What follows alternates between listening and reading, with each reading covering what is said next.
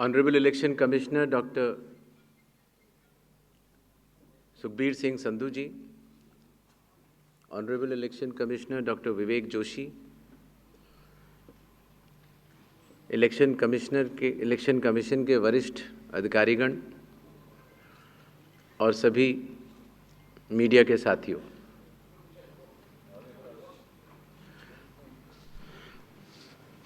आज आप सभी के माध्यम से बिहार विधानसभा के आम चुनाव 2025 की तारीखों की घोषणाएं भी होंगी और इस चुनाव में चुनाव आयोग की जो तैयारियां हैं उसके बारे में भी हम आपको बताएंगे। बिहार की पावन भूमि पर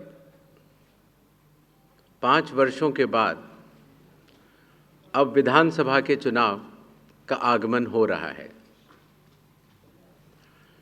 जैसा कि आप सबको पता है,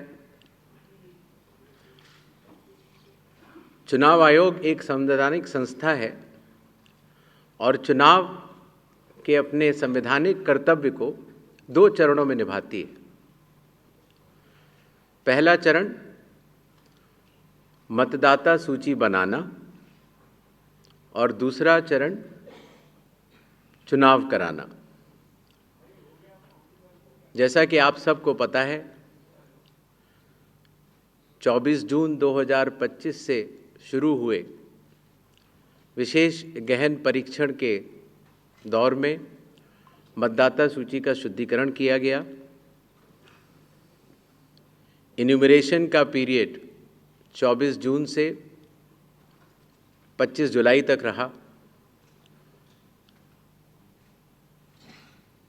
1 अगस्त को ड्राफ्ट सूची पब्लिश की गई और सभी राजनीतिक दलों को भी दी गई। 1 अगस्त से लेके 1 सितंबर तक क्लेम्स एंड ऑब्जेक्शंस का पीरियड रहा, जिसमें जिसको भी, चाहे वो मतदाता हो, चाहे वो राजनीतिक दल हो, चाहे उनके बूथ लेवल एजेंट्स हों, उनको क्लेम्स एंड ऑब्जेक्शंस देने का भरपूर समय दिया गया। और उसके बाद पात्रता का परीक्षण हुआ और 30 सितंबर को फाइनल मतदाता सूची प्रकाशित कर दी गई। फाइनल मतदाता सूची भी सभी राजनीतिक दलों को दी जा चुकी है और अभी भी अगर उसमें कोई भी इलेक्टोरल रजिस्ट्रेशन ऑफिसर से कोई गलती रह गई हो तो उसके ऊपर जिला अधिकारी के पास अपील फाइल की जा सकती है। और साथ ही साथ किसी का नाम अगर छूट गया हो तो वो नॉमिनेशन के 10 दिन पहले तक जुड़वा सकता है। नॉमिनेशन समाप्त होने पर जो भी मतदाता सूची फाइनल होगी उस पर चुनाव होंगे और उसके उपरांत कोई भी नाम जोड़ा नहीं जा सकता। अभी हाल ही में चुनाव आयोग की पूरी टीम ने और हम तीनों चुनाव आयुक्त ने बिहार का दौरा किया और दौरा करने के बाद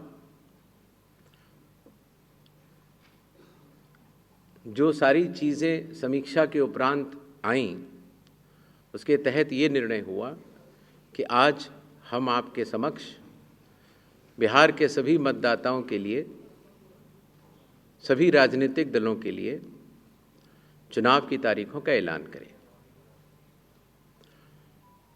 बिहार में हम लोग सभी राजनीतिक दलों से मिले। सभी जिला कलेक्टर्स, एसपीज, आईजी, डीआईजीज,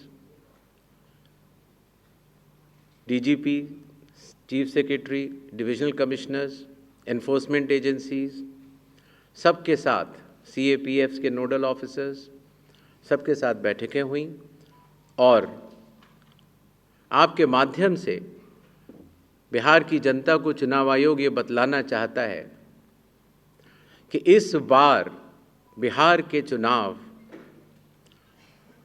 न केवल मतदाताओं के लिए बहुत ही सुगम और सरल होंगे, न केवल पूरी चुनावी मशीनरी तत्परता के साथ मतदाताओं के साथ खड़ी रहेगी,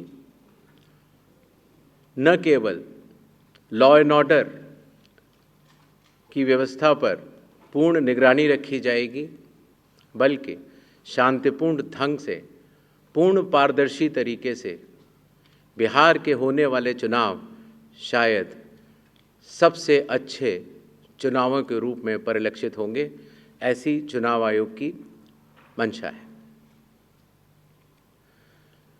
इसके लिए चुनाव आयोग सभी राजनीतिक दलों का, सभी मतदाताओं का और सभी मीडिया कर्मियों का भी सहयोग अपेक्षित करता है। इसके पहले कि हम तारीखों की तरफ बढ़ें, एक छोटी सी प्रेजेंटेशन है जिससे कि काफ़ी वस्तु स्थिति आप सब लोगों के भी समक्ष आएगी और जनता के भी समक्ष आएगी। Presentation please.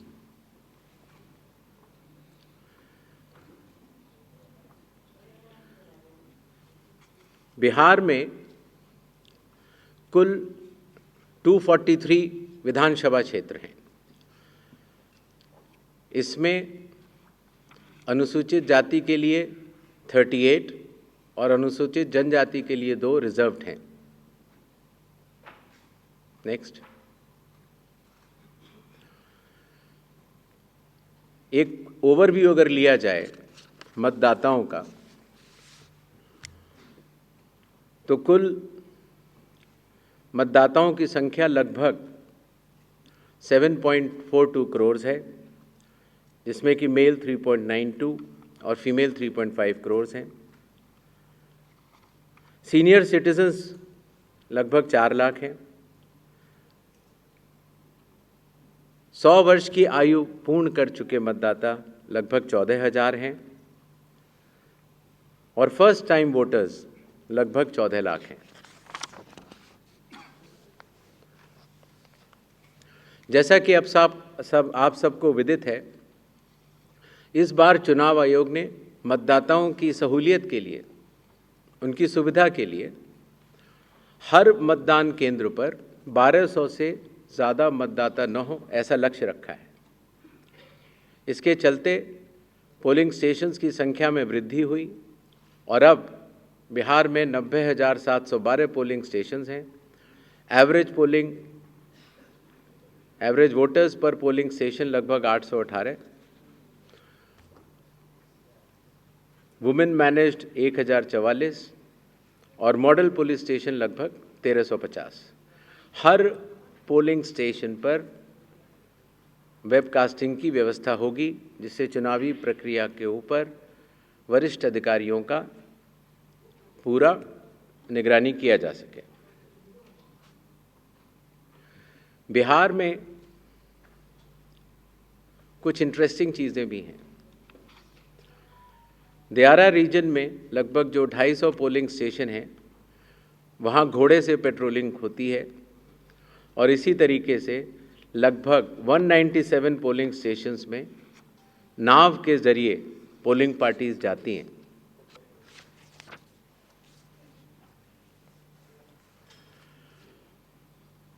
चुनाव आयोग के निर्देशों के अनुसार हर मतदान केंद्र पर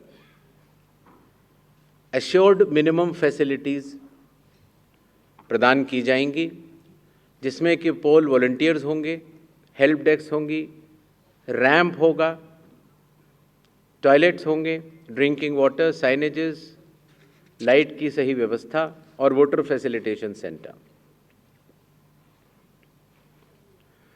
जो हमारे बुजुर्ग और दिव्यांग मतदाता हैं, उनकी सुविधा को ध्यान में रखते हुए पोलिंग स्टेशंस ग्राउंड फ्लोर पर होंगे। अगर रैंप है तो 1:12 के रेशियो में प्रॉपर ग्रेडियंट से बनेंगे। वॉलंटियर्स भी रहेंगे व्हील चेयर की फैसिलिटीज़ भी दी जाएगी। और अगर इनमें से कोई भी 85 प्लस के उम्र के अगर लोग हैं या 40% से ज़्यादा जिनकी डिसेबिलिटी है, अगर वो चाहें तो फॉर्म 12D भर सकते हैं और उसके उपरांत उन्हें होम वोटिंग की सुविधा भी दी जाएगी।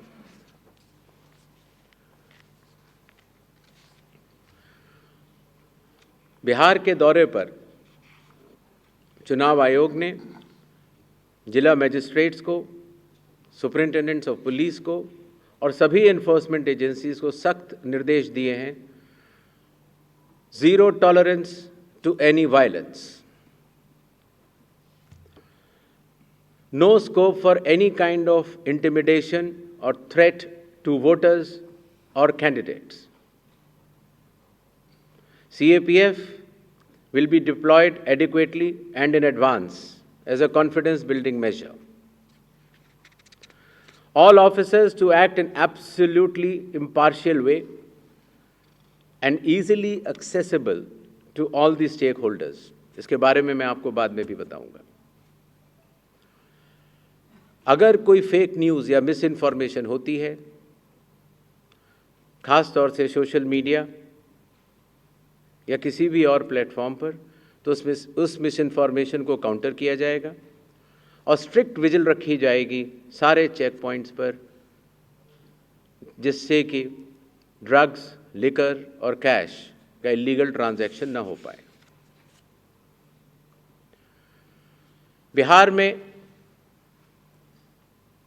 बिहार के पूरी चुनाव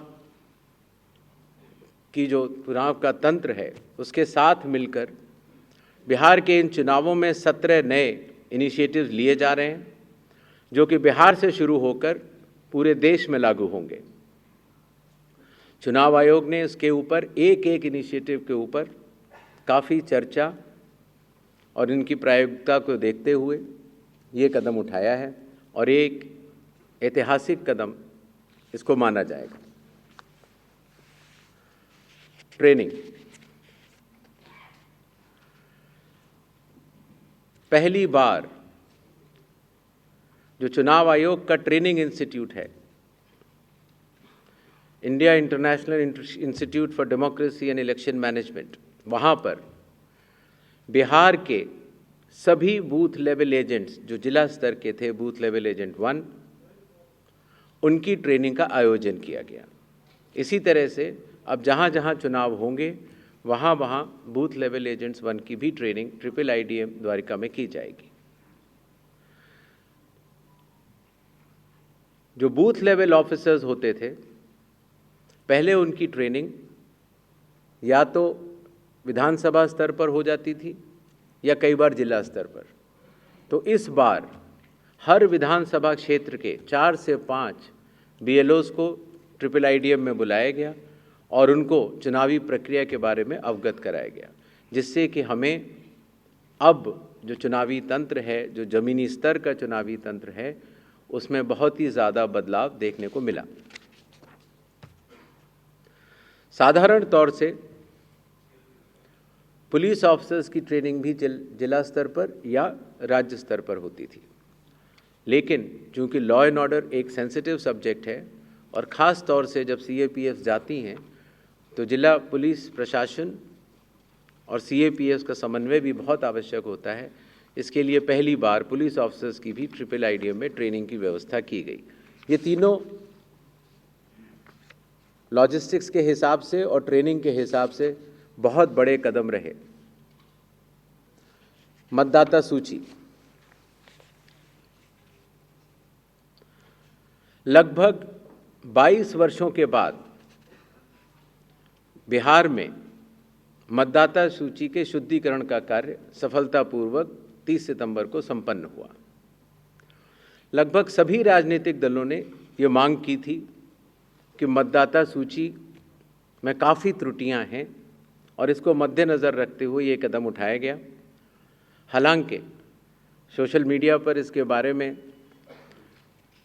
कुछ बढ़ चढ़कर कहा गया, लेकिन सत्यता ये है कि आज की तारीख में बिहार के 243 इलेक्टोरल रजिस्ट्रेशन ऑफिसर्स ने 90,000 बूथ लेवल ऑफिसर्स के साथ मिलकर 1.6 लाख बूथ लेवल एजेंट्स जो कि 12 मान्यता प्राप्त राजनीतिक दलों ने नियुक्त किए थे, उनके साथ मिलकर इस सूची को शुद्ध करने का बहुत ही सराहनीय काम किया है और बिहार ने देश को ये राह दिखाई है।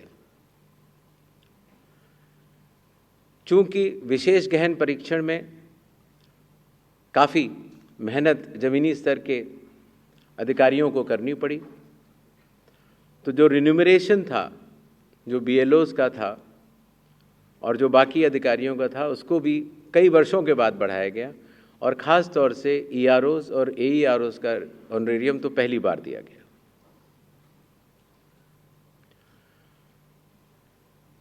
जिन मतदाताओं के नाम सूची में नए जुड़े हैं या जिन मतदाताओं की एंट्रीज़ में कोई चेंज है, जैसे पता बदल गया, तो ऐसे मतदाताओं को नए वोटर कार्ड दिए जाने हैं। चूँकि पहले कई दिनों तक या कई बार महीने लग जाते थे वोटर कार्ड मिलने में, इसीलिए चुनाव आयोग ने सभी एजेंसियों के साथ मिलकर ये SOP बनाया कि किस तरीके से 15 दिन के भीतर मतदाताओं के हाथ में इलेक्टर फोटो आइडेंटिटी कार्ड, जिसको सामान्यतः वोटर कार्ड कहा जाता है, वो उनके हाथ में आए। इसी तरीके से जो हमारे बूथ लेवल ऑफिसर्स हैं, जब वो मतदाताओं के घर घर जाते हैं तो उनको भी पहचान पत्र पहली बार चुनाव आयोग ने डिज़ाइन भी किया और उनको दिया भी। कंडक्ट ऑफ इलेक्शंस जो आने वाला है,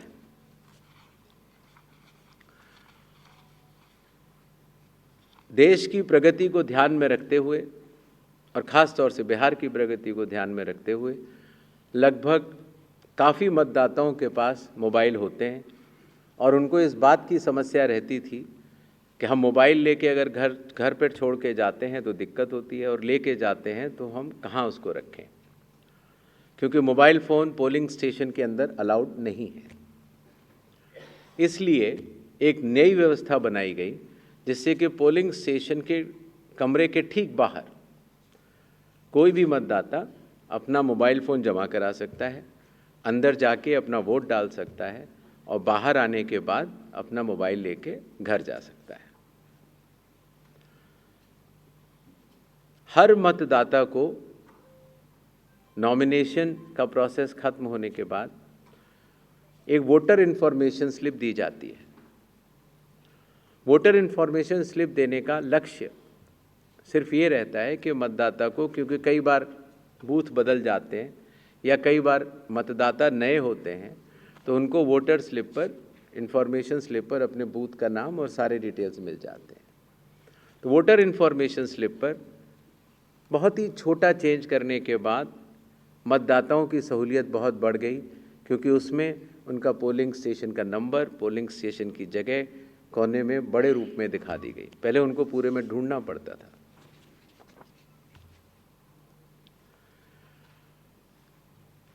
चुनाव आयोग की लगभग विगत कई वर्षों से एक एक करके ऐप्स बनती चली गई और लगभग 40 ऐप्स आज की तारीख में चुनाव आयोग के पास हैं।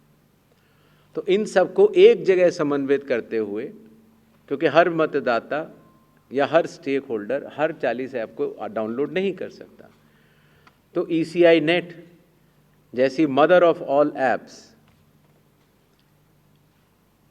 का एक लक्ष्य रखा गया और ECI नेट में अब धीरे धीरे करके सारी ऐप्स आ चुकी हैं और इसका प्रोग्रेसिव इम्प्लीमेंटेशन भी वन स्टॉप डिजिटल प्लेटफॉर्म के रूप में बिहार से शुरू होगा। पोलिंग स्टेशन में मैं आपको बता चुका हूं, जिससे कि क्यूज़ लंबी न हो और मतदान के समय में मतदाताओं को सहूलियत भी रहे और ख़ास तौर से मतदान के आखिरी घंटों में ज़्यादा भीड़ न हो, इसके लिए संख्या 1200 निर्धारित की गई। कैंडिडेट्स के बूथ पहले मतदान केंद्र से काफ़ी दूर तक लगाए जाने के निर्देश थे, जिससे कि कैंडिडेट्स को भी और मतदाताओं को भी काफ़ी असहूलियत होती थी। और इसीलिए जो पॉलिटिकल पार्टीज़ के संग ज़मीनी स्तर पर EROs की मीटिंग हुई, DMs की मीटिंग हुई, CEOs की मीटिंग हुई, उनसे मिले सुझावों के अनुरूप लोक प्रतिनिधित्व कानून के अनुरूप 100 मीटर की दूरी तक हर कैंडिडेट अगर चाहे तो अपने बूथ्स लगा सकता है।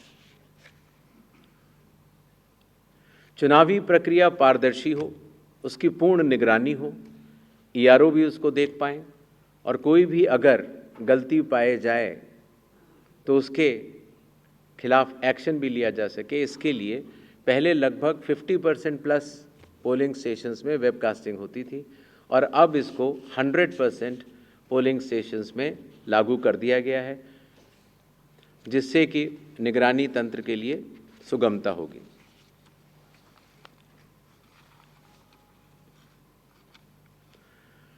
कई बार प्रत्याशियों ने ये शिकायत की थी कि जो हमारी फ़ोटो होती है वो चूँकि ब्लैक एंड वाइट में आती है और जमा तो कलर्ड करते हैं तो वो पहचान में नहीं आती और काफ़ी हतोत्साहित उनको होना पड़ता है जब वो EVM में उनकी फ़ोटो अच्छी नहीं आती है। तो छोटा सा कदम, लेकिन इसमें फिर चुनाव आयोग ने निर्णय लिया कि एक तो फ़ोटो कलर्ड लगाई जाएगी और साथ ही साथ जो सीरियल नंबर होता है उसका फ़ॉन्ट भी बड़ा किया जाएगा, जिससे कि प्रत्याशियों की पहचान भी आसानी से हो जाए और मतदाताओं को सुविधा भी हो। काउंटिंग,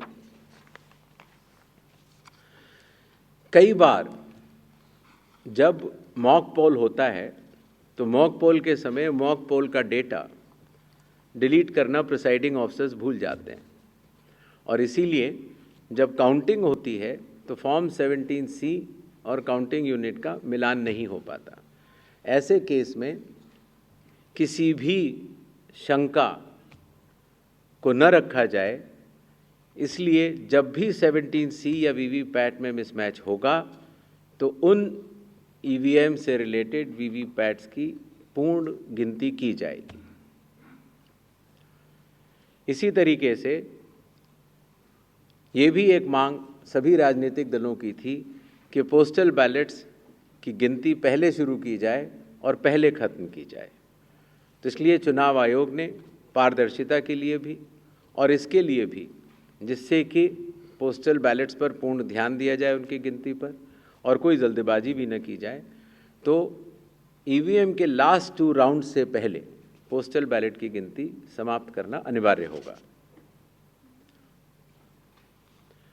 जैसा आप सब लोग को पता है, जब चुनाव खत्म हो जाता है तो फिर आंकड़ों की आवश्यकता कई लोगों को पड़ती है, मीडिया को भी होती है, NGOs को भी होती है, सिविक सोसाइटीज़ को होती है और आम जनता को भी होती है।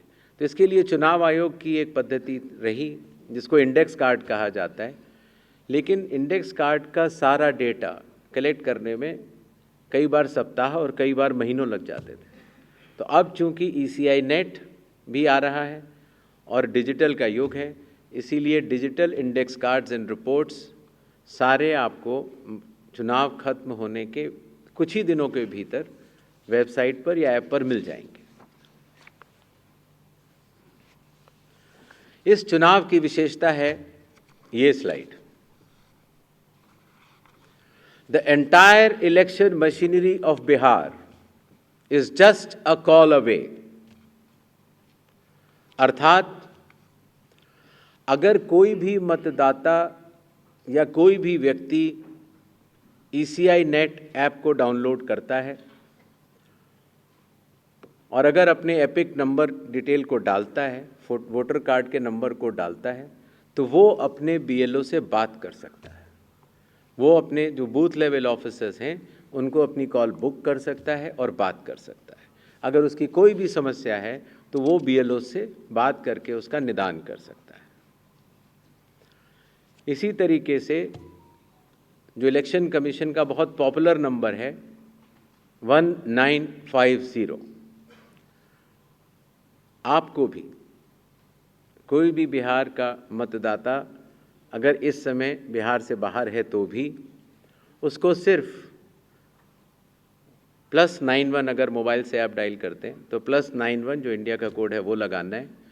एसटीडी कोड जहाँ का भी आपकी विधानसभा क्षेत्र है वहाँ के एसडीएम का एसटीडी कोड और 1950। अगर आप ये डायल करते हैं तो 243 EROs सारे मतदाताओं की सेवा के लिए खुले रहेंगे। इसी तरीके से अगर आपको ERO के कॉल सेंटर से संतुष्टि नहीं मिलती है तो 38 DMs के यहाँ भी आप 1950 पे कॉल कर सकते हैं और पटना में CO के यहाँ भी कॉल कर सकते हैं। ये एक बहुत बड़ी व्यवस्था है जिसको कि लॉजिस्टिकली पूरा सही से बना दिया गया है और आशा है इस सुविधा के बाद शायद दुनिया का शायद ही ऐसा कोई चुनाव होगा जिसमें कि 90,712 BLOs, 243 EROs, 38 DEOs और CO स्वयं मतदाताओं के लिए किसी भी दिक्कत अगर उनको आ रही है या ग्रीवेंस है उसके लिए सचेत रहेंगे। नेक्स्ट,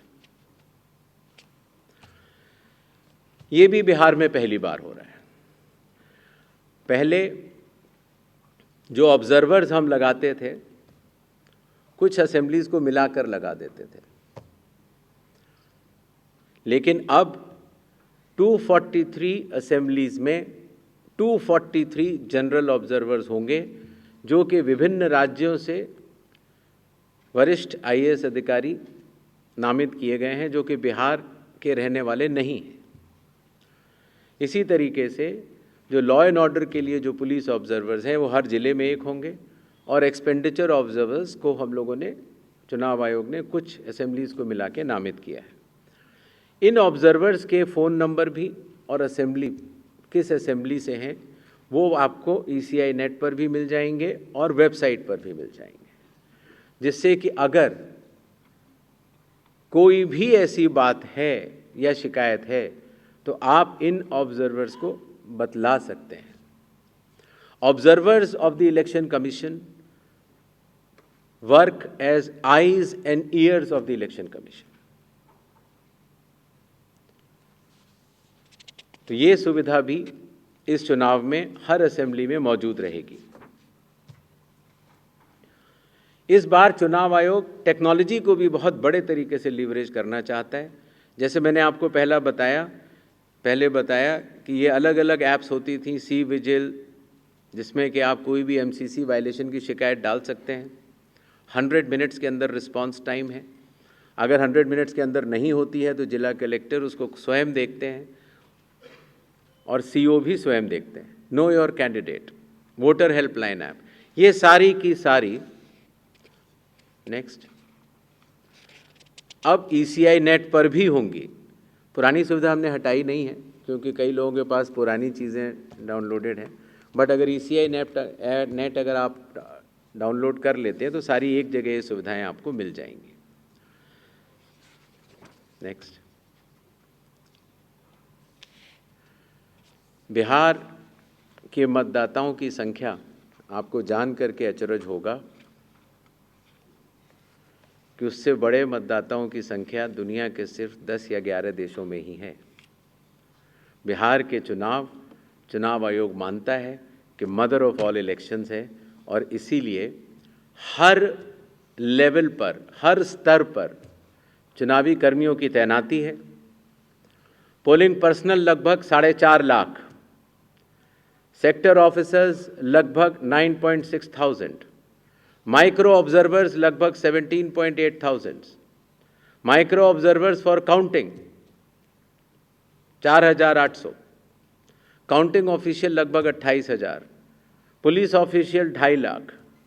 और जहां पर भी आइडेंटिटी ऑफ वोटर्स का इशू आता है, सहायता देने के लिए आंगनवाड़ी सेविकास भी उपलब्ध रहेंगी और कुल मिलाकर 8.5 लाख चुनावी कर्मी बिहार विधानसभा के आम चुनाव 2025 में रहेंगे।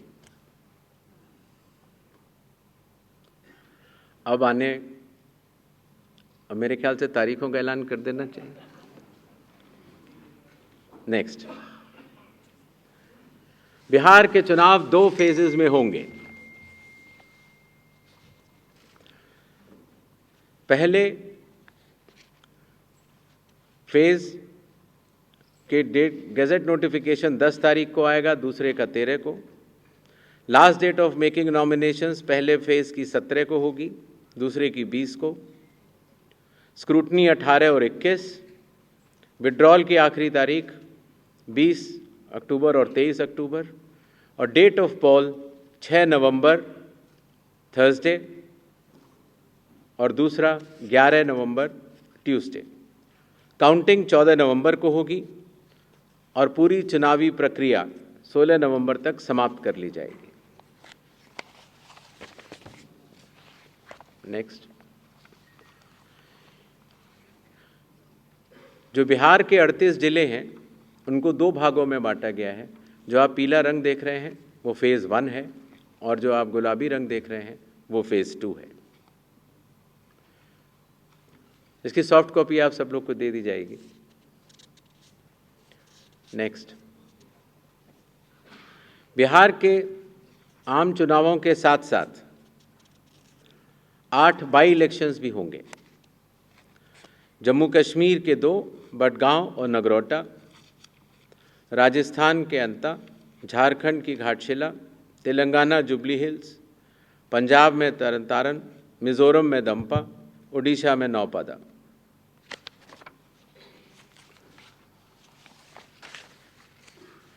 इनकी तारीखें भी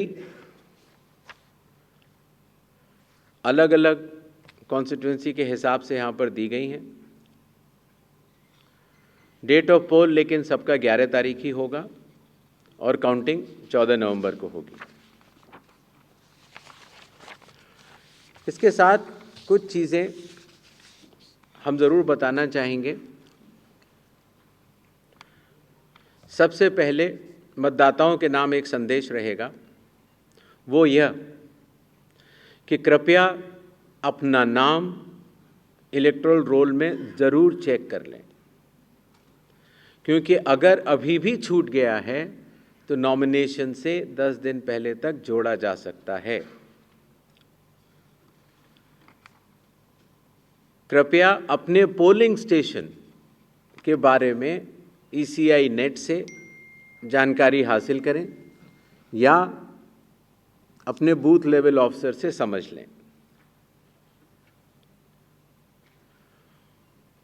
वोटिंग जब आप करते हैं, अगर बाई चांस किसी कारणवश अगर आप अपना वोटर कार्ड लाना भूल गए हैं तो 12 ऑल्टरनेटिव डॉक्यूमेंट्स होते हैं जिससे कि आप अपनी आइडेंटिटी बता सकते हैं और उसके बाद वोट डाल सकते हैं। मतदाताओं को ये विश्वास रहे कि हर पोलिंग बूथ पर AMF that is assured minimum facilities उपलब्ध होंगी। वोटर इन्फॉर्मेशन स्लिप्स हर मतदाता को पहुंचाई जाएंगी। अगर आप मोबाइल लेकर आते हैं तो डिपॉजिट फैसिलिटी रहेगी, बिल्कुल निश्चिंत रहें। सर्विस वोटर्स हैं तो आपको पोस्टल बैलेट की सुविधा रहेगी। अगर आप दिव्यांग हैं या 85+ ईयर्स के हैं तो आपके लिए होम वोटिंग की सुविधा दी जाएगी, बशर्ते कि आपको फॉर्म 12D भरना होगा। मतदान करने से पहले अपने प्रत्याशी के बारे में ज़रूर जान लें। नो योर कैंडिडेट ऐप से भी आप देख सकते हैं। और अगर कोई भी प्रत्याशी या राजनीतिक दल मॉडल कोड ऑफ कंडक्ट का वायलेशन करता है तो सी विजिल की ऐप पर आप बता सकते हैं, 1950 पर भी आप बता सकते हैं या ऑब्जर्वर्स को भी बता सकते हैं। राजनीतिक दलों से भी निवेदन रहेगा कि वो हर पोलिंग स्टेशन पर चुनाव आयोग द्वारा पारदर्शी चुनावों के साथ सहभागिता करें और हर पोलिंग स्टेशन पर अपने बूथ लेवल एजेंट्स को नामित करें। EVM और VVPAT का फर्स्ट और सेकंड लेवल रैंडमाइजेशन अभी होना बाकी है और उसमें ज़रूर भाग लें, जिससे कि फर्स्ट और सेकंड लेवल रैंडमाइजेशन की पारदर्शिता का वो अनुभव भी कर सकें। इसी तरीके से जब स्ट्रांग रूम से ईवीएम और वीवीपैट निकाली जाएंगी या वापस रखी जाएंगी, तो कैंडिडेट्स की उसमें दस्तखत भी होते हैं और वो उसको सजगता से देखें। मतदान से पहले जो मॉक पोल होता है उसमें अपने पोलिंग एजेंट्स को ज़रूर देखने को बोलें। 90 मिनट लगभग पहले ये शुरू होता है। लगभग 50 वोट डाले जाते हैं नोटा सहित, जिससे कि ये स्पष्ट हो जाता है कि ईवीएम और वीवीपैट्स में जो भी बटन दबाए जा रहे हैं वही स्लिप गिर रही है और उसकी गणना भी की जाती है। राजनीतिक दलों से ये भी अनुरोध है कि वो जो पोलिंग एजेंट्स को नामित करें वो पोलिंग स्टेशन के अंदर ही रहें और मतदान केंद्र छोड़ने से पहले, मतदान पूर्ण जब हो जावे तो छोड़ने से पहले अपना फॉर्म 17C, जिसमें कि प्रिसाइडिंग ऑफिसर ये दस्तखत करके देते हैं कि ईवीएम में इतने वोट पड़े, लेकर जरूर जाएं। मतदान पूर्ण होने से पहले न चले जाएं। मॉडल कोड ऑफ कंडक्ट का सभी राजनीतिक पार्टियां और प्रत्याशी अनुपालन करेंगे, ऐसा चुनाव आयोग आशा करता है। और साथ ही साथ जब आखिर में जब काउंटिंग का समय आता है तो अपने काउंटिंग एजेंट्स को भी नामित करें और सजगता के साथ जो काउंटिंग हो रही है उसका भी अवलोकन करें। मीडिया से भी थोड़ा अनुरोध है। मीडिया पर्सन्स को अथॉरिटी लेटर्स दिए जाते हैं, जिससे कि आप पोलिंग डे और काउंटिंग डे पर कवरेज कर सकते हैं। तो जो अथॉरिटी लेटर के साथ जो शर्तें हैं उनका अनुपालन अगर आप सहजता से करेंगे तो जनता को भी बता पाएंगे कि चुनाव की पूरी प्रक्रिया कैसी चल रही है और व्यवस्था बनी रहेगी। अगर आप पोलिंग बूथ पर जाते हैं और कुछ फ़ोटो या खींचना चाहते हैं तो जैसा प्रिसाइडिंग ऑफिसर के जो भी निर्देश होंगे उनका आप लोग ज़रूर पालन करें। और आखिरी और सबसे महत्वपूर्ण, वैसे तो आप सब लोग समझदार हैं, लेकिन फिर भी आजकल के इस युग में अगर कोई भी मिस इन्फॉर्मेशन अगर आपके थ्रू कोई प्रोपोगेट करना चाहता है तो उसको बिना वेरीफाई किए आगे न बढ़ाएं। और ख़ास तौर से अगर आपको लगता है कि वो गलत इन्फॉर्मेशन है तो उसको अगर आप सूचित कर देंगे 1950 पर या सी विजिल पर तो उस पर एक्शन भी लिया जा सकता है। इन्हीं छोटे शब्दों के साथ बिहार का चुनाव बिहार के मतदाताओं को और सभी राजनीतिक दलों को और आने वाले प्रत्याशियों को सबको बहुत बहुत शुभकामनाएं। धन्यवाद। Thank you, sir. So can we start with the question and answer session? Yes, please. As I already informed, we'll be taking questions in groups of 5, and then sir will be answering. Another request is kindly the question should be asked only relating to the Bihar Assembly elections. Yes.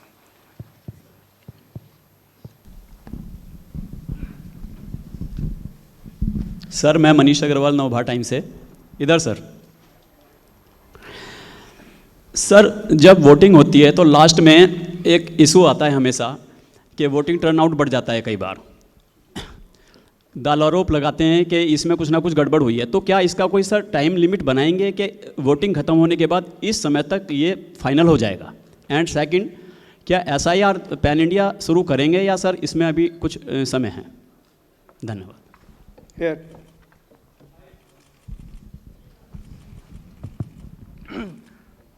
Sir नमस्कार, मैं news nation से sir मोहित दुबे हूँ। Sir, आपने बिहार को लेके announcement तो कर दिया है, लेकिन कांग्रेस लगातार SIR को लेकर सवाल उठाती रही है बिहार विधानसभा चुनाव को लेकर। एक और आप SIR बिहार में करवा रहे थे, दूसरी ओर राहुल गांधी वोट चोरी का मुद्दा वहां पे उठा रहे थे और आपकी विश्वसनीयता पे सवाल उठा रहे थे कि चुनाव आयोग की विश्वसनीयता खराब हो गई है। तो क्या एक बड़ी चुनौती आप देखते हैं जिस तरीके से राहुल गांधी और कांग्रेस पार्टी तेजस्वी यादव आपके ऊपर आरोप लगा रहे हैं? यहाँ तक तेजस्वी यादव बार बार, राहुल गांधी बार बार ये कह रहे हैं निष्पक्षता के साथ चुनाव होना चाहिए। क्या जवाब देंगे आप? Sir, Arunima from CNN News 18, right here. So the SIR process has ended. Here. But is there any data point available as to how many illegal immigrants were detected at the end of the SIR process? Sir, Raman from news 24। आपने 2 phase में चुनाव का ऐलान किया बिहार चुनाव के लिए। इसमें बहुत सारे राजनीतिक दलों की तरफ से सुझाव आया था कि 1 फेज में करवाया जाए, उसमें क्या दिक्कत थी? और एक सवाल सर इससे जुड़ा हुआ है कि घुसपैठिए के बारे में अभी तक कोई बयान चुनाव आयोग की तरफ से नहीं आया है कि कितने घुसपैठिए आपको मिले। सर मैं पीयूष पांडे हूँ TV9 भारतवर्ष से। सर मैं इधर हूँ पीयूष पांडे TV9 भारतवर्ष से। मेरा सवाल सोशल मीडिया और AI के जो ब्यूटिफिकेटेड जो वीडियोस आते हैं उनको लेकर के है, चूँकि मैंने लास्ट टाइम भी आपसे पूछा था, क्या इसको लेकर के कोई मैकेनिज्म बनाया गया है? किस तरीके से इसको हैंडल करेंगे? चूँकि बड़े पैमाने पर ऐसा किया जाता है और अनजान होते हैं लोग, वो इसके झांसे में भी आ जाते हैं। तो इस बारे में आप अगर पूरी जानकारी दें। We'll take the next round later. I'll request sir to answer these questions. सबसे पहले वोटर टर्नआउट का विषय ले लेते हैं। पहले क्या होता था कि हर 2 घंटे पर जो 10 या 12 बूथों के ऊपर जो सेक्टर मजिस्ट्रेट्स होते हैं, वो प्रिसाइडिंग ऑफिसर से फ़ोन पर डेटा लेने के बाद रिटर्निंग ऑफिसर को देते थे और रिटर्निंग ऑफिसर उनको वोटर टर्नआउट ऐप में भरते थे। ये एक non statutory, non instruction based, एक आम जनता की सहूलियत के लिए एक आंकड़ा दिया जाता था। तो 9 बजे, 11 बजे, 1 बजे, 3 बजे, 5 बजे। 5 बजे के बाद चूंकि मतदान ख़त्म होना होता है 6 बजे, तो कई बार प्रिसाइडिंग ऑफिसर्स ये डेटा नहीं दे पाते थे, बिकॉज़ अगर क्यू लगी हुई है और या उनको बहुत सारी प्रक्रियाएं पूर्ण करनी होती हैं, तो वो फिर डेटा जब प्रिसाइडिंग ऑफिसर्स अपने कलेक्शन सेंटर पे जब ईवीएम जमा कर देते थे तो उसके बाद दे पाते थे। तो इसलिए कई बार कुछ लोग इस मुद्दे को उठाते थे कि साहब 5 बजे जो है इतना प्रतिशत था और रात को 11 बजे इतना हो गया। कई जगह ऐसा भी हो जाता था कि प्रिसाइडिंग ऑफिसर्स को लौट के आने में रात के 12 भी बज जाते थे, और कई बार वो चूँकि रात इतनी हो जाती है तो उस समय कई बार सुबह डेटा भरता था। सत्य अवस्था ये है कि हर पोलिंग बूथ पर जितने वोट पड़े वो मतदान समाप्त होने पर फॉर्म 17C के तौर पर हर प्रत्याशी के पोलिंग एजेंट को दे दिए जाते हैं। डेटा एंट्री में पहले इतना समय लगता था। अभी हाल ही में जो पहले 3-4 बाई इलेक्शंस हुए, उसमें हम लोगों ने इस भ्रम को भी हटाने के लिए एक नई व्यवस्था लागू की, अर्थात मतदान समाप्त होने पर मतदान केंद्र पर जो पोलिंग एजेंट्स उपस्थित होंगे उनको तो 17C दिया जाएगा, लेकिन प्रिसाइडिंग ऑफिसर महोदय जो ECI नेट के अंदर जो VTR की नई ऐप होगी उसमें वो आंकड़े भर देंगे। और भरने के बाद कुछ जगह ऐसा होता है जहाँ इंटरनेट की सुविधा नहीं होती तो ऑफलाइन भी भर सकते हैं। इसीलिए जब तक वो लोग काउंटिंग सेंटर तक आएंगे तो ये अप्रॉक्सीमेट वोटिंग ट्रेंड्स आपको मिल जाएंगे और उसमें बढ़ोतरी की संभावना खत्म हो जाएगी। जहाँ तक दूसरा सवाल था SIR पैन इंडिया की बात, तो अगर आप 24 जून के चुनाव आयोग द्वारा निर्गत आदेशों को देखेंगे तो पैन इंडिया अर्थात हर स्टेट और यूटी में SIR करने का निर्णय चुनाव आयोग ले चुका है। उस पर कार्य भी जारी है, लेकिन उनकी तिथियां राज्यवार या यूटीवार चुनाव आयोग की संयुक्त बैठक में हम लोग निर्णय करेंगे और फिर आपको बताएंगे। चुनाव आयोग एक संवैधानिक संस्था होने के कारण संविधान के अनुरूप कार्य करती है और हर विधानसभा, लोकसभा के इलेक्शंस की सुपरिंटेंडेंस, डायरेक्शन और कंट्रोल ये चुनाव आयोग के पास होता है। लेकिन जो वैधानिक अधिकारी होते हैं, जैसे मतदाता सूची बनाने के लिए हर विधानसभा क्षेत्र में विकेंद्रीकृत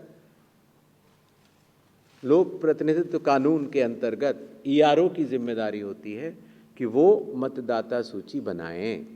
फॉर्म 6 अगर आता है, कोई नया मतदाता आता है, फॉर्म 7 अगर आता है, फॉर्म 8 आता है, तो उसके ऊपर निर्णय वैधानिक रूप से क्वाजी जुडिशियल बॉडी के रूप में ईआरओ ही लेते हैं। अगर उनके द्वारा लिए गए किसी निर्णय पर किसी को भी आपत्ति हो तो वो जिला मजिस्ट्रेट के पास अपनी अपील दे सकता है, और अगर जिला मजिस्ट्रेट के पास से उसको मिले निर्णय से असंतुष्टि हो तो वो चीफ इलेक्टोरल ऑफिसर के पास जा सकता है, और वैधानिक रूप से मतदाता सूची बनाने का काम उस स्तर पर खत्म हो जाता है। तो चुनाव आयोग के द्वारा दिए गए निर्देशों, लोक प्रतिनिधित्व कानून के अंतर्गत और संविधान के अनुरूप ये सारी व्यवस्था कार्य करती है। राजनीतिक दलों को भी, जैसे मैंने आपको अभी भी बताया, बार बार ये कहा जाता है कि आप अपने बूथ लेवल एजेंट्स नामित करें, आप अपने विधानसभा क्षेत्र के जो भी आपके हेड हैं उनको नामित करें, आप जिला अध्यक्षों को नामित करें, जिससे कि वो इस स्टेट के प्रेसिडेंट्स को नामित करें, जिससे कि इस व्यवस्था के तहत ये समन्वय बना रहे। तो निष्पक्षता तो हमेशा रहती है और पक्षपात का तो प्रश्न ही नहीं उठता। जहाँ तक विशेष गहन परीक्षण में जो मतदाता सूची का एक सराहनीय शुद्धिकरण का कार्य हुआ है, बिहार के सभी मतदाताओं ने चुनाव आयोग के साथ मिलकर इस सूची के शुद्धिकरण में अपना पूर्ण योगदान दिया है। चुनाव आयोग के साथ कार्य करते हुए किसी भी मतदाता को अगर कोई भी शिकायत रही हो तो उसका निराकरण संबंधित ईआरओ ने करके दिया है।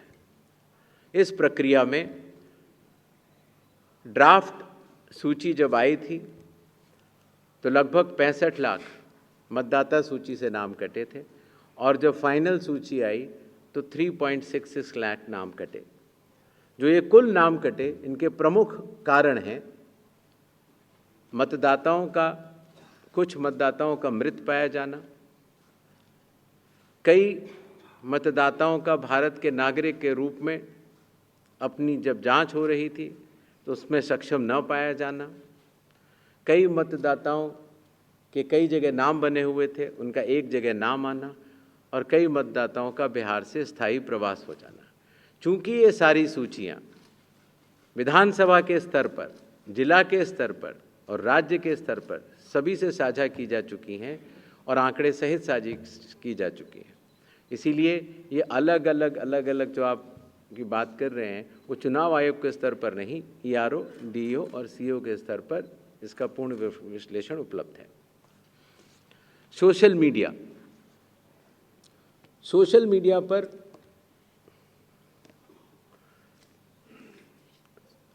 सेल्फ रेगुलेशन से बड़ी कोई चीज़ नहीं हो सकती, लेकिन चुनाव का अवधि बहुत छोटी होती है और उस समय अगर कोई भी भ्रम या भ्रांति या गलत प्रचार किया जाएगा तो उसका काउंटर, जैसे मैंने आपको पहले बताया था, उसका तुरंत करने की व्यवस्था जिला अधिकारियों के दफ्तरों में भी की गई है, सीईओ के ऑफिस में भी की गई है, और आशा है कि एक रिस्पॉन्सिबल सिटीजन्स होने के नाते, रिस्पॉन्सिबल मतदाता होने के नाते चुनाव आयोग यह विश्वास करता है कि सोशल मीडिया की स्वतंत्रता का लोग दुरुपयोग नहीं करेंगे और एक सेल्फ डिसिप्लिन तरीके से इस चुनाव को आगे बढ़ाएंगे। Sir, Ritika. Am I audible? I'll come. Sir, Yes. this is Ritika Chopra from the Indian Express. I'm right here to your left. Sir, to your left.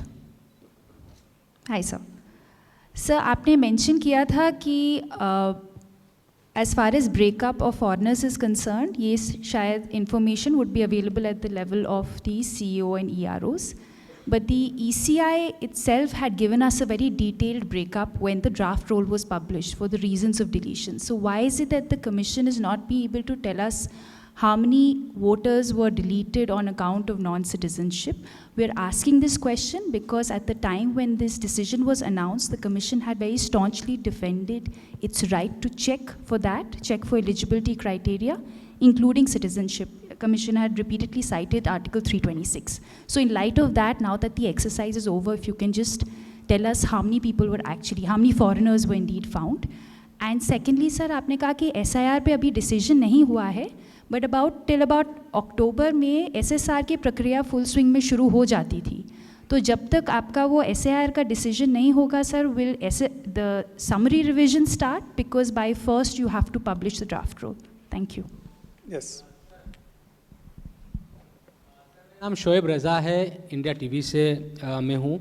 Sir 28 तारीख को क्योंकि छठ का त्यौहार है, पवित्र त्यौहार, और उसमें बहुत सारे लोग बिहार में जाएंगे छठ मनाने के लिए, तो लोगों को ये भी उम्मीद थी कि शायद उसके आसपास जो पहला चरण है वो होगा. लेकिन 6 अक्टूबर में चूँकि पहला चरण है, तो क्या इन चीज़ों का ख्याल आप लोगों ने रखा जब जो चरण का आपने ऐलान किया है? इसके बारे में थोड़ा आप बताइए सर. नीरज. सर मैं प्रशांत हूँ सर, न्यूज़ 24 से. पोलिंग डे के दिन बहुत सी शिकायतें आती हैं बोगस वोटिंग की, फेक वोटिंग की. उसका क्या अरेंजमेंट है? दूसरा कि जो महिलाएं घूंघट में हैं, जो महिलाएं बुर्के में हैं, उनकी पहचान कैसे होगी? इसको लेकर कुछ सेक्टर्स में अक्सर हंगामा होता है, सवाल खड़े होते हैं. इसके लिए क्या इंतज़ाम है पहचान के लिए? सर मैं अरविंद हूँ, दैनिक जागरण न्यूज़पेपर से. सर राइट आप सीधे. सर मेरा सवाल है कि आपने भी चुनाव की पारदर्शिता के लिए आपने बहुत सारे कदम उठाए हैं जो अच्छे हैं. एक फ्री वीज का एक बड़ा इशू है जो लंबे समय से है. पॉलिटिकल पार्टी लगातार उसका चलन बढ़ता जा रहा है. उसको आयोग कैसे देखता है और क्या उसको मानता है कि उस पर कोई रोक लगनी चाहिए? Sir I am Neeraj. Sir I am Banna from Madhyamam daily. I am from रीज. You told that 100% webcasting at all polling stations. Hello. Will you share CCTV footages as asked by some opposition parties? Did you change your stand on that? Hello. Next one. Hello. Sir Neeraj हूँ, news 18 India से बिहार. इधर यहाँ sir. Sir Neeraj हूँ, news 18 India से. बिहार चुनाव की तैयारियों के फॉलोअप में तमाम आरोप चुनाव आयोग पर लगाए गए. राहुल गांधी हो या विपक्ष के दूसरे दल हो, SIR का भी मसला था और बिहार में भी यात्राएं निकाली गई. आप लोग का आकलन क्या है? क्योंकि आप पे भी पर्सनलाइज्ड हमले किए गए. आप लोग का आकलन क्या है? क्यों इस तरह से चुनाव आयोग पे हमले हो रहे हैं? और क्या कोई अब तक विपक्ष के नेताओं ने या विपक्ष के दलों ने कोई सबूत दिया है जो वो सवाल खड़े कर रहे हैं आप लोग के समक्ष? क्योंकि पिछली ब्रीफिंग में आपने राहुल गांधी से भी 1 हफ्ते के अंदर शपथ पत्र मांगा था. सर हो गया बात.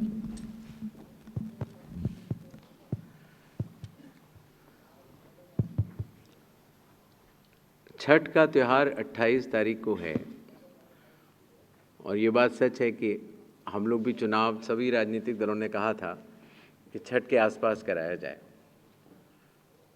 तो शीघ्र कल ही तो हम लोग बिहार से लौटे और जल्दी से जल्दी चुनाव की घोषणा हो रही है. लेकिन उसमें मिनिमम पीरियड रहता है, जैसे नोटिफिकेशन के बाद नॉमिनेशन का समय होता है, उसके बाद कन्वेंसिंग का समय होता है. तो वो सब देखते हुए अगर आप शेड्यूल को देखेंगे तो शायद इसके पहले चुनाव नहीं कराए जा सकते थे. जहाँ तक बुर्का नशीन की बात हो रही है, पर्दा नशीन लेडीज की, तो आइडेंटिटी के लिए जो हमारी आंगनवाड़ी सेविकाएं हैं वो हर बूथ पर उपलब्ध रहेंगी और आवश्यकता पड़ने पर उनकी चेकिंग होगी.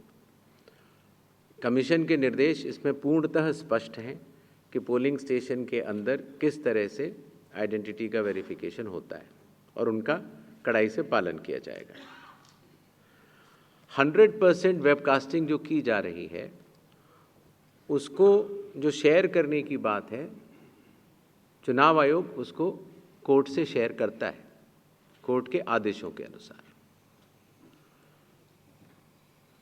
सुप्रीम कोर्ट के कई सारे जजमेंट्स हैं जिसमें कि कोई भी व्यक्ति अपना वोट डालता है या नहीं डालता है, ये भी उसकी राइट टू प्राइवेसी होती है। यह किसी और को जानने का अधिकार नहीं है कि आपने वोट डाला या नहीं डाला, ये उसकी प्राइवेसी होती है। और शायद इसका कारण भी स्पष्ट है। कारण ये है कि अगर किसी भी प्रत्याशी या राजनीतिक दल को ये पता लग जाए कि आपने वोट नहीं किया है, तो उसके परिणाम अलग हो सकते हैं। और इसलिए फॉर्म 17A एक होता है जिसमें कि वोटर्स, जब आप वोट करने जाते हैं तो आप दस्तखत भी करते हैं और एक सीक्वेंस में उसकी आपका समय भी लिखा जाता है, आपका नाम भी होता है। वो 17A सिर्फ और सिर्फ हाईकोर्ट को, माननीय हाईकोर्ट को दिया जा सकता है अगर कोई इलेक्शन पिटीशन हो। और वेबकास्टिंग पोलिंग स्टेशन की 17A के बराबर ही है और वोटर की प्राइवेसी रखनी होती है, और इसीलिए ऐसे वेबकास्टिंग को सिर्फ और सिर्फ हाईकोर्ट को दिया जा सकता है। इसके विरुद्ध कुछ लोग गए भी थे कोर्ट में, महाराष्ट्र हाई कोर्ट में भी गए थे। वहाँ महाराष्ट्र हाई कोर्ट ने पुराने सुप्रीम कोर्ट के जजमेंट को यथावत ठहराया और उसकी अपील के लिए भी लोग सुप्रीम कोर्ट गए थे। तो सुप्रीम कोर्ट ने फिर महाराष्ट्र हाई कोर्ट के फैसले को सही ठहराया, अर्थात वेबकास्टिंग सिर्फ और सिर्फ हाई कोर्ट को ही दी जा सकती है, और वो भी इलेक्शन पिटीशन दायर करने पर। जहाँ तक फ्री बीज की बात है, इसके ऊपर बहुत चर्चाएं मीडिया में आती रहती हैं, लेकिन चुनाव आयोग MCC डिक्लेयर करने के बाद MCC के अनुरूप निर्देशों का कड़ाई से पालन करता है। और आज इस प्रेस कॉन्फ्रेंस के बाद अगर ऐसी कोई भी शिकायत अगर संबंधित अधिकारियों को मिलती है तो इसके ऊपर कड़ाई से कार्रवाई होगी।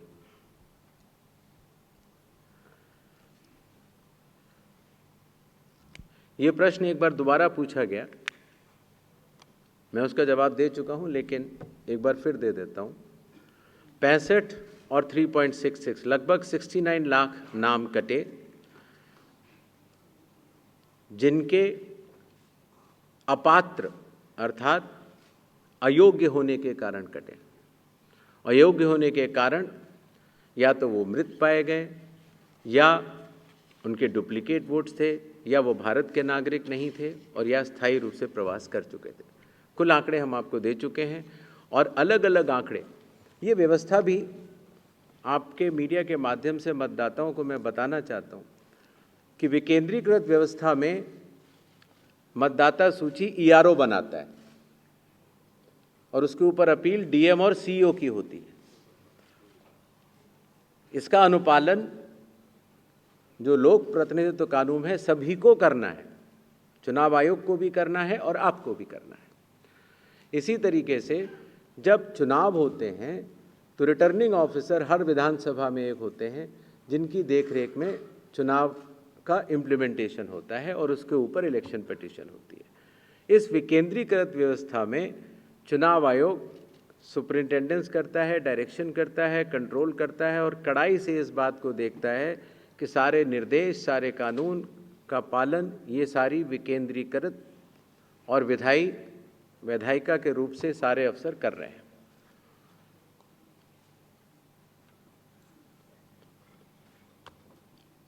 बाकी कुछ पॉलिटिकल रिटोरिक्स अगर होते हैं तो उसके ऊपर चुनाव आयोग रिएक्ट नहीं करता है। ये मेरे ख्याल से डेमोक्रेसी में चलता है। Animesh. Hello, hello. Sir, on your left, sir, Animesh here from the Tribune.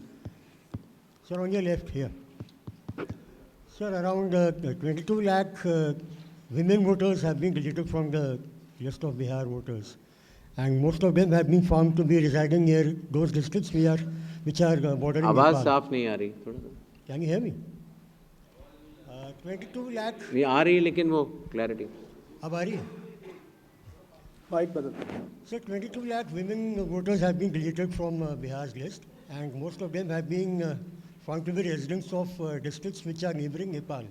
So any specific reason for this, or was it as per the rules which you have specified? जी sir, मैं sir इधर Gaurav business standard से मैं Archit, we'll come back to you. Just next you. Sir Gaurav Shrivastava, Times Now Navbharat से sir इधर। हाँ sir, vote चोरी का नारा बहुत तेज़ी से चला और इस बीच तमाम हाई कोर्ट्स ने उन पिटिशंस को खारिज किया जिसमें इस तरह के आरोप लगाए थे। कहीं पर लोकस नहीं था तो कहीं पर जो टाइम पीरियड था वो ख़त्म हो चुका था इलेक्शन पिटिशन फाइल करने का। ये जो आरोप इलेक्शंस ख़त्म होने के कुछ महीनों बाद निकल कर आते हैं, बिहार चुनाव को लेकर भी क्या इस तरह के आरोप अगर लगते हैं तो इलेक्शन कमीशन किस तरीके से लोगों को जागरूक कर रहा है कि इस तरह की जो पिटिशंस हैं उनको फाइल करने के लिए एक तय कानून है, तय नियम है और उसके लिए मतदाता होना ज़रूरी है, लोगों को एफिडेविट देना ज़रूरी है। ये जो भ्रम की स्थिति, क्योंकि इसके बाद आप पूरे देश में SIR कराने की तैयारी में, जाहिर तौर पर कुछ मतदाताओं के नाम जुड़ेंगे, कुछ के बाहर होंगे, तो ये पूरे देश में भ्रम की स्थिति ना पैदा हो, कानूनी रूप से भी और सड़कों पर भी, इसको लेकर चुनाव आयोग क्या तैयारी कर रहा है। दूसरा सर सवाल यह है कि कल सुप्रीम कोर्ट में जस्टिस सूर्यकांत की बेंच पर SIR की वैधता को चुनौती देने वाली याचिकाओं पर सुनवाई है। इलेक्शन कमीशन की इस सुनवाई के दौरान जो है वो कोर्ट ने ये भी कहा था कि अगर ज़रूरत पड़ी तो हम पूरी इस प्रक्रिया को भी ज़रूरत पड़ने पर वैध या अवैध करार दे सकते हैं।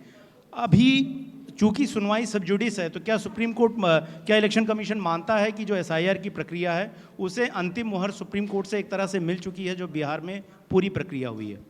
सर इधर मेरा नाम रविंद्र है। मैं ये पूछना चाहता था कि आपने कहा कि 2 फेजेस में चुनाव होगा। अगर पिछले 20-25 साल का देखें तो 2005 में 4 फेज़ में था, 2010 में 6 फेज़, 2015 में 5 फेज़ फिर से और 2020 में 3 फेज़ था। If you can share with us what were the considerations to reduce it to just 2 phases, and if it's been reduced to 2 phases, why not 1 phase? Thank you. Sir इधर sir, मेरा नाम रविंद्र सिंह शोरान है, मैं एक independent journalist हूँ। Sir मेरा सवाल ये है कि इलेक्शन को निष्पक्ष कराना आपके लिए एक चुनौती है। पहला आपका इलेक्शन है CEC के तौर पर, तो आपको शुभकामनाएं। लेकिन उससे भी बड़ा जो चुनौती है वो साख का संकट है कि इलेक्शन कमीशन की जो साख है वो इस वक्त बहुत स्टिक पे है और ये केवल क्वेश्चन पॉलिटिकल पार्टीज और चुनाव आयोग के बीच का नहीं है, जनता के बीच में भी ये सवाल उठ रहा है। उसको आप लोग कैसे उसका आंसर देने की कोशिश करेंगे? क्योंकि आमतौर पर लगता है इलेक्शन कमीशन सवालों के जवाब दे नहीं रहा है जो जनता जानना चाहती है, एक बात। और दूसरी बात ये अभी जो restrict yourself to one question please. There are others also waiting. MCC लागू होने के बाद के 10,000 रुपए जो दिए गए हैं पॉलिटिकल JDU और बीजेपी ने, उस पर आप लोग कुछ, उसके पहले जो दिए गए हैं क्या उस पर भी आप लोग कुछ चेक करेंगे? सर मैं अश्विन कुमार सिंह NDTV से। सर एक पहला सवाल ये था, जब आप लोग कमीशन गया वहाँ पे आपने इंडिविजुअली पॉलिटिकल पार्टी से मीटिंग की, क्या किसी भी पार्टी ने आपके सामने SIR पर अपनी चिंताएं व्यक्त की after publication of electoral roll जो फाइनल पब्लिश हुआ उसके बाद भी? क्या किसी ने ऑब्जेक्शन रेज किया? और दूसरा सर इसी में जुड़ा हुआ था कि आधार कार्ड को 12वां दस्तावेज जब सुप्रीम कोर्ट ने बोला उसके बाद से क्या इलेक्शन कमीशन को ये डेटा दे सकता है कि कितने इलेक्टर्स का इंक्लूजन सिर्फ आधार के बेसिस पे हुआ है? ठीक।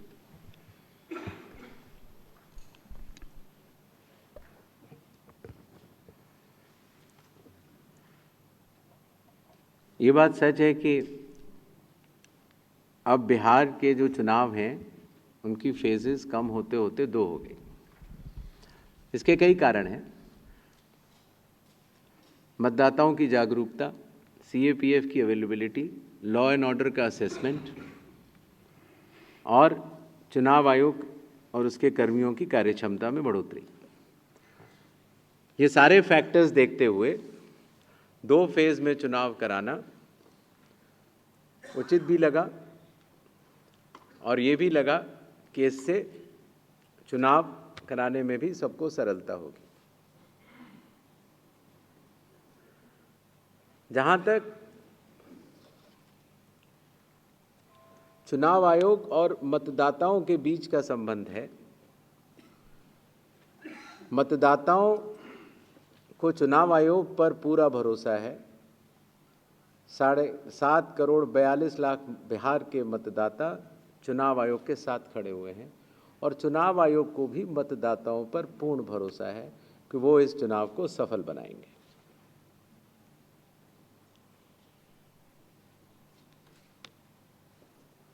एसआईआर की प्रक्रिया बहुत ही पारदर्शी तरीके से शुरू हुई और पारदर्शी तरीके से समाप्त भी हुई।